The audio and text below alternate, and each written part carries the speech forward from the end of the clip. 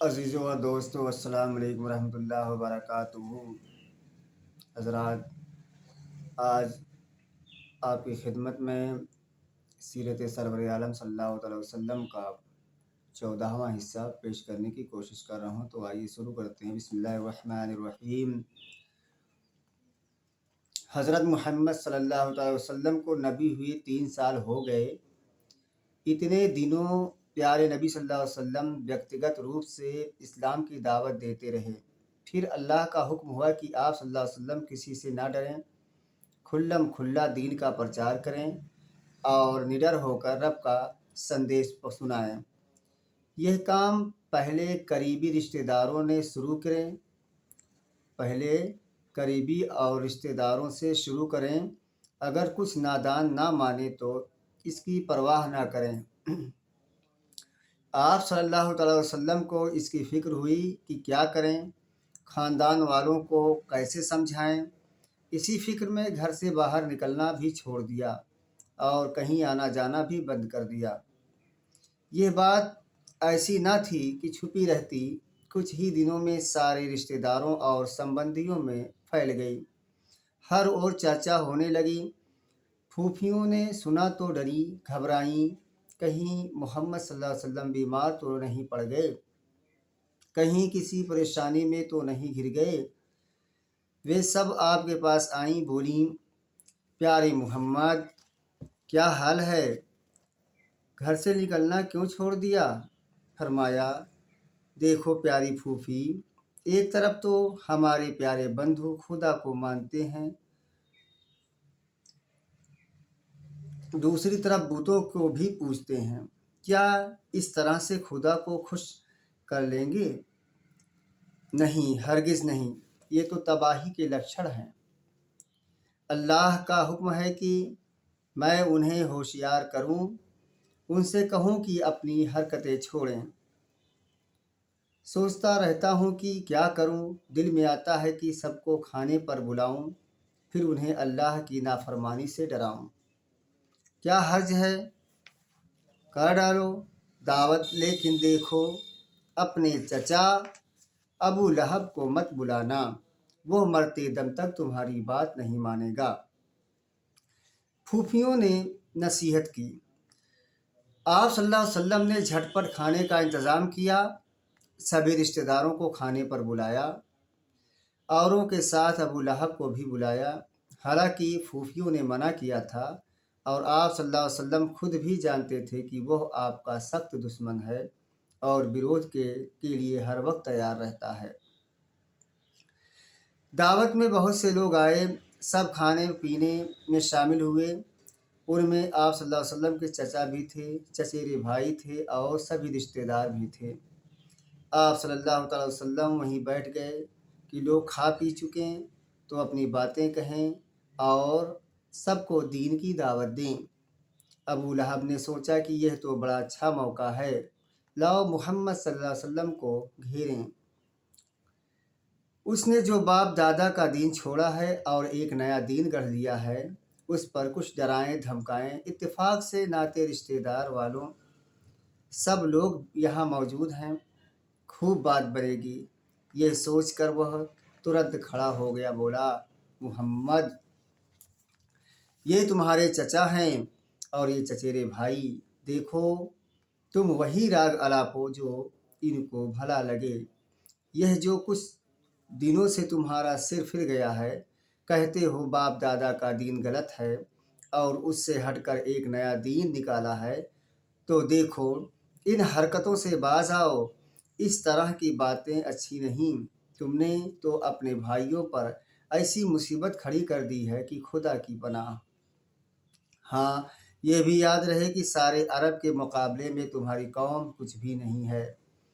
اب اگر اپنی حرکتیں تم نہیں چھوڑتے تو پھر بھائیوں کے لیے یہ غلط نہ ہوگا کہ پکڑ کر تمہیں قید میں ڈال دیں۔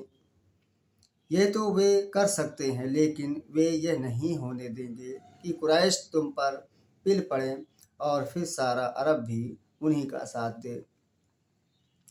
پیارے نبی صلی اللہ علیہ وسلم نے چاہا کہ کچھ بولیں، لوگوں کو رب کا سندیش سنائیں، ان کو اللہ کی نافرمانی سے ڈرائیں اور بتائیں कि उनमें क्या क्या बुराइयां हैं, लेकिन अबू लहब ने इसका मौका ही नहीं दिया। लोगों को भड़काते हुए फिर बोला, ये तो सचमुच बहुत बुरी बात है। तुम लोग अभी से इसका साथ पकड़ लो। इसका इंतज़ार क्यों करते हो कि दूसरे पकड़ें? उस समय तुम बड़ी परेशानी में पड़ जाओगे। अगर उनके हवाले कर दिया तो बेइज्जत होगे, हमेशा के लिए बदनाम हो जाओगे, और अगर इसकी हिमायत करोगे तो मारे जाओगे। आप सल्लल्लाहु अलैहि वसल्लम की एक फूफी सफ़िया थीं, वे भी वहाँ मौजूद थीं। ये सुनकर बेचैन हो गईं, बोली, मेरे भाई, तुम्हें शर्म नहीं आती? भतीजे की मुखालफत में इतना अंधा हो रहा है। खुदा की कसम, जानकार लोग तो एक ज़माने से कहते आ रहे हैं कि मुत्तलिब की संतान में एक नबी होगा। सुन ले, वह नबी यही है। अबू लहब बहुत ज़ोर से कहकहा लगाते हुए बोला, तुम्हारा क्या? बड़ी बी हाथों में चूड़ियाँ पहन ली और घर में बैठ रहीं। अगर कुरैश दुश्मन हो गए और हमसे युद्ध की ठान ली और फिर दूसरे कबीले दूसरे कबीलों में भी उन्हीं का साथ दिया, फिर क्या बनेगा? वे तो हमें चींटी की तरह मसल कर रख देंगे। अबू तालिब, ये कैसी बुज़दिली की बातें हैं? जब तक जान में जान है हम इसका साथ देंगे। अबू लहब ने कहा, भाइयों, चलो यहाँ से निकल चलो। अब यहाँ ठहरना ठीक नहीं। सब उठकर चल दिए और आप सल्लल्लाहु अलैहि वसल्लम दिल की बात दिल ही में लिए रह गए। आप सल्लल्लाहु अलैहि वसल्लम ने एक बार फिर दावत का इंतज़ाम किया और कुटुंब के लोगों को दोबारा बुलाया। जब लोग खा पी चुके तो रब का संदेश सुनाया। फरमाया, अपनों के लिए खतरों की निगरानी करने वाला अपनों से झूठ नहीं बोलता। खुदा की कसम, मैं गैरों से झूठ बोल भी लूँ, यद्यपि यह मेरे लिए असंभव है, पर तुमसे नहीं बोल सकता। औरों को धोखा दे भी लूँ, यद्यपि ये हमारे लिए असंभव है, पर तुमको नहीं दे सकता। अल्लाह जानता है कि मैं उसका रसूल हूँ। उसने मुझे तुम्हारे पास भेजा है। अल्लाह की कसम, तुम मर जाओगे जिस तरह तुम सो जाते हो, और फिर उठा दिए जाओगे जिस तरह नींद से उठ जाते हो, और जो कुछ तुम करते हो उसका तुम्हें हिसाब देना होगा। अच्छे काम करोगे तो अच्छा बदला मिलेगा, बुरे काम करोगे तो बुरा बदला पाओगे। फिर या तो हमेशा की जन्नत होगी या हमेशा की दोज़ख। सुन लो, अरब में कोई अपनी कौम के लिए मुझसे बेहतर चीज़ नहीं लाया। मैं तुम्हारे पास दोनों लोगों की भलाई लेकर आया हूँ। रब का हुक्म है कि मैं तुमको उसकी तरफ बुलाऊँ। है कोई जो इस काम में मेरा साथ दे और मेरे बाद भी इसको बाकी रखे? फिर आप सल्लल्लाहु अलैहि वसल्लम खामोश हो गए और लोगों के चेहरों को ताकने लगे कि किसका दिल ईमान की तरफ झुका, किसका सीना इस्लाम के लिए खुला, और कौन उसकी मदद के लिए तैयार हुआ। किसने आप सल्लल्लाहु अलैहि वसल्लम की पुकार पर कान धरा और किसने हक की हिमायत का फैसला किया। लेकिन किसी तरफ से कोई आवाज़ ना आई। हर एक को जैसे सांप सूंघ गया था। कुछ लोगों ने तो इसको पागल की बढ़ जाना और हैरत से आप सल्लल्लाहु अलैहि वसल्लम का मुंह ताकने लगे, और कुछ लोगों ने नफ़रत से मुंह फेर लिया और वहाँ से चल देने की सोची। ठीक उसी समय एक लड़का उठा। यही कोई 12-13 साल का, बदन भी कुछ यूं ही सा था, छोटा सा कद, दुबला पतला शरीर और आंखें दुखी हुई, मगर था बड़ा बहादुर, बड़ी हिम्मत वाला। उठकर बोला, अल्लाह के रसूल, मैं आपका साथ दूंगा, मैं आपकी मदद करूंगा। कितना अद्भुत दृश्य था। लड़के की ये बातें सुनकर ज़्यादातर लोग बेकाबू हो गए। खामोश वातावरण कहकहों से गूंज उठा। लोग चोट करते हुए बोले, क्यों अबू तालिब, अब क्या करोगे? खरबूजे ने खरबूजे का रंग पकड़ लिया। अभी तक तो भतीजे का ही मसला था, अब बेटे को भी वही जुनून हो गया है। दूसरी सभा भी खत्म हो गई। लेकिन इन कोशिशों का नतीजा कुछ भी नहीं। किंतु अब भी आप सल्लल्लाहु अलैहि वसल्लम निराश ना हुए, पूरे जोश से काम करते रहे। एक दिन की बात है, आप सल्लल्लाहु अलैहि वसल्लम सफ़ा की पहाड़ी पर चढ़ गए और दर्द भरी आवाज़ से पुकारा, खतरा खतरा, होशियार होशियार। अरे भाई, ये कौन पुकार रहा है? किसकी आवाज़ है? या यह मोहम्मद हैं, सफ़ा की पहाड़ी से पुकार रहे हैं। कई आवाज़ें एक साथ गूंजी। कुछ ही देर में सब लोग जमा हो गए, बेताबी से पूछने लगे, क्या बात है भाई, क्या बात है? प्यारे नबी सल्लल्लाहु अलैहि वसल्लम ने कहा, ज़रा आप लोग यह बताएं कि अगर मैं कहूँ कि इस पहाड़ के पीछे से दुश्मन की एक फ़ौज आ रही है, तो क्या आप यकीन करोगे? लोगों ने कहा, क्यों नहीं, क्यों नहीं, यकीन ना करने की तो कोई वजह नहीं। हमने तो आपकी ज़बान से कभी झूठ बात सुनी ही नहीं। सब ने एक आवाज़ से कहा। प्यारे नबी सल्लल्लाहु अलैहि वसल्लम बोले, मेरे प्यारे भाइयों, मैं तुम्हें एक भयानक अजाब से डराता हूँ जो तुम्हारे सामने खड़ा है।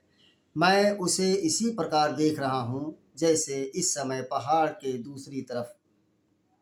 कुरैशी भाइयों, खुदा की नाराज़गी से बचो, अपने आप को आग से बचाओ। अगर कहीं अल्लाह नाराज़ हो गया और उसने तुम्हें आग में झोंकना चाहा तो मैं बचा नहीं सकूँगा। आग से बचने का तो बस एक ही उपाय है कि अल्लाह को एक मानो और मेरे रसूल होने का इकरार कर लो। अबू लहब का चेहरा गुस्से से लाल हो गया, जैसा जैसे अंगारा तन कर उठा और कड़क कर बोला, नाश हो तेरा, तूने इसीलिए बुलाया था? आप सल्लल्लाहु अलैहि वसल्लम सन्नाटे में आ गए। बड़ी हसरत के साथ चचा की ओर देखा कि काश कुछ देर वह चुप रहे और आप लोगों से बात कह सकें, उनको सत्य मार्ग सत्य धर्म की दावत दे सकें और रब का संदेश सुना सके। लेकिन उसको ज़रा भी तरस नहीं आया। उसका अंदाज और सख्त होता गया और वह आप सल्लल्लाहु अलैहि वसल्लम को जली कटी सुनाता रहा। आखिर लोग वहाँ से चल दिए, लेकिन अब भी उनमें वही बातें थी। कोई कहता, भाई अब्दुल मुत्तलिब का नौजवान तो आकाश से बातें करता है। कोई कहता वह कि उसकी इबादत करने को कहता है जिसको हम न देख सकें न सुन सकें। कोई कहता है जिससे वो बातें करता है उससे हमारी भी क्यों नहीं करा देता। इस्लाम की आवाज़ उठाए हुए एक ज़माना हो गया। प्यारे नबी सल्लल्लाहु अलैहि वसल्लम अनुयायियों को लेकर अपने घर आ जाते या अरकम के यहाँ चले जाते। वहाँ उनको कुरान की आयतें सुनाते। जो अनपढ़ होते उनसे कई कई बार सुनते कि खूब खूब याद हो जाए, और जो पढ़े लिखे होते वे आयतों को लिख लेते, फिर खुद याद करते, बाल बच्चों को याद कराते और दूसरे नौ मुस्लिमों को भी याद कराते। धीरे धीरे इस्लाम फैलता गया। मुसलमान बढ़ते रहे, मगर अनेकेश्वरवादी यूं ही हंसी मजाक में टालते रहे। उनके लिए यह एक गंभीर खतरा है। यह मानने के लिए वे तैयार न थे। वे समझते रहे ये तो दीवाने हैं, इनसे कौन उलझे। वे समझ रहे थे कि ये लोग तो मोहम्मद सल्लल्लाहु अलैहि वसल्लम के पीछे दीवाने हैं, इसी चक्कर में अपना धर्म भी छोड़ बैठे हैं। मगर ये साथ निभाने वाला नहीं। केवल 2 दिन की बात है, उसके बाद ये सब धूल के समान उड़ जाएंगे। देर सवेर उन्हें अपने धर्म की छाँव में आना ही पड़ेगा। उन्हीं दिनों की बात है कि कुछ मुशरिक काबा में थे। वे मूर्तियों को सजदे कर रहे थे। इत्तेफाक से प्यारे नबी सल्लल्लाहु अलैहि वसल्लम का गुजर हुआ। आप सल्लल्लाहु अलैहि वसल्लम से ये हालत देखी ना गई। उन लोगों पर बड़ा तरस आया। आपके मन में विचार आया कि इस काम से उन्हें रोका जाए और इस अपमान से बचाया जाए। फरमाया, ऐ कुरैश वालों, तुम तो दादा इब्राहिम के दीन से बिल्कुल ही हट गए। तुम इन तुच्छ मूर्तियों को पूजते हो और इन्हें अल्लाह का साथी बनाते हो। बताओ तो सही, अल्लाह तुमसे कितना नाखुश होगा। मुशरिक यह बात सहन ना कर सके, वे बहस करने लगे। बोले, हम मूर्तियों को थोड़े ही पूजते हैं, असल में तो हमें अल्लाह से प्रेम है, हमें तो सिर्फ उसी का समीप प्राप्त करने की तमन्ना है, ये तो बस बीच में वास्ता है। प्यारे नबी सल्लल्लाहु अलैहि वसल्लम, अगर अल्लाह को चाहते हो तो मेरी बात मानो, अल्लाह भी तुम्हें चाहने लगेगा। यह सुनना था कि वे आग बबूला हो गए, आपस में बोले। इसकी बातें सुनते सुनते तो कान पक गए, आखिर कब तक सहन किया जाए, हम चुप क्यों रहें, यह कि बिल्कुल ही ठीक हो गया।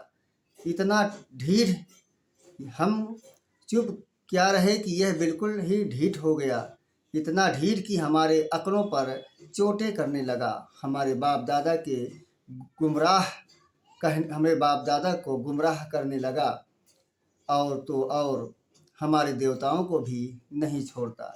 अच्छा, अब तो हम बिल्कुल नहीं सह सकते, एकदम नहीं। सब उठकर चल दिए, मगर आंखें बिल्कुल लाल थीं और सीने खौल रहे थे। जहाँ देखिए आप सल्लल्लाहु अलैहि वसल्लम ही का चर्चा था। कोई सताने की स्कीमें बना रहा था, तो कोई डराने और धमकाने की स्कीमें बना रहा था। सदकल्लाहु मौलाना नसीब।